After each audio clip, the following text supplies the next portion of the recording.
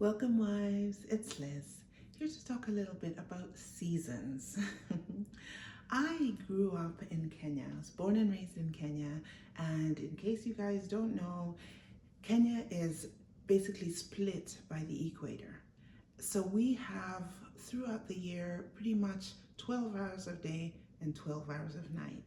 We didn't really have seasons. I moved to the US, where I live right now.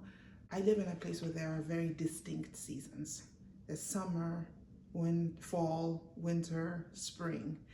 And it made me realize how much seasons dictate how we move and how the change in seasons indicates to us that we need to shift.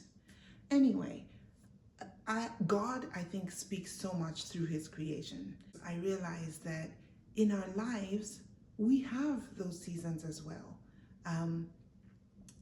I think of when I was single, I devoted myself so much to church. I was so busy at church.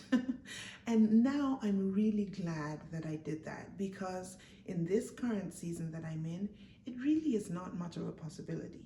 First of all, as the verse says in the Bible, where Paul says that he thinks women should be single, it would be better to be single because then you can devote yourself to the work of the Lord, versus being a married woman, you are concerned about your husband and your house. And that's totally my season right now. Like, I think of when I was single, I was in church almost every day of the week. And I never thought of myself as that kind of person. I never thought of myself as a church lady, right? But I was in church on Tuesday night for Bible study.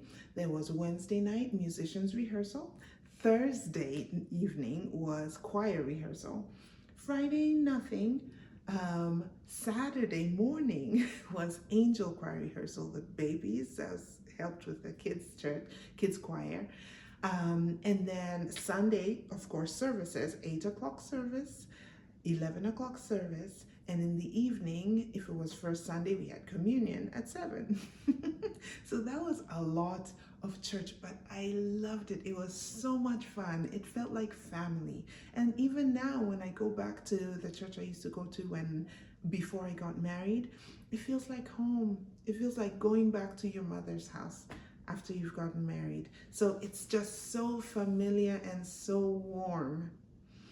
Anyway, enter this season, and I don't have that luxury. I would love to be more active at church and to be involved in service, but I've come to the point where I'm like, you know what? In this season, I may not be able to do that, because let's say I were in the band. When would I have time to go for band practice? And during band practice, what would be happening with the kids? And what does that look like for Eldon?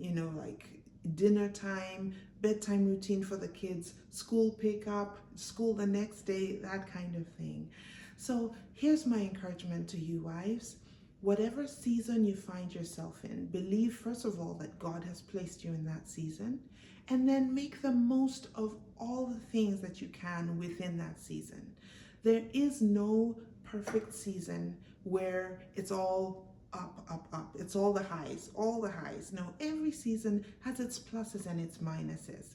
And that's just life in this fallen world. I think it's designed that way so that we have a craving for heaven, where I believe it will be perfect.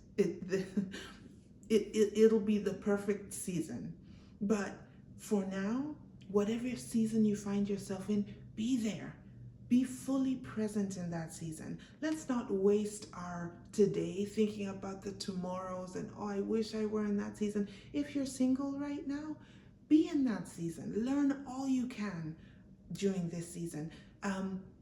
Take advantage of the opportunities that you have because of that season. We don't want to be thinking back as, for me now, if I think, man, sometimes, and I get caught in this sometimes, where I think, gosh, when I was single, if I were single right now, I would just be able to go and do X, Y, and Z. I wouldn't need to do this and that, the other. That's looking back, right? And that's not helpful because it's robbing today of today's joys. Looking forward as well can do the same thing. If it's like, well, when the kids are out of the house, then my husband and I can have date nights, or when they're older, maybe we'll be able to do this and that and the other. That as well is robbing today of today's joys. Today, we've got these little ones. They're noisy, they're messy, they take a lot to take care of, but it's also such a precious stage because they're so open and they just have so many hugs and kisses. And moms, I know that sometimes you may feel overtouched all the time. You got little hands on you or whatever. Enjoy the season and realize that seasons don't come to stay. This season will pass. And then you'll be looking back and thinking, oh, I remember when they were so young. So let's take advantage of the season we're in and thank God for it and enjoy it fully and be fully present in that season. We'll see you in the next video.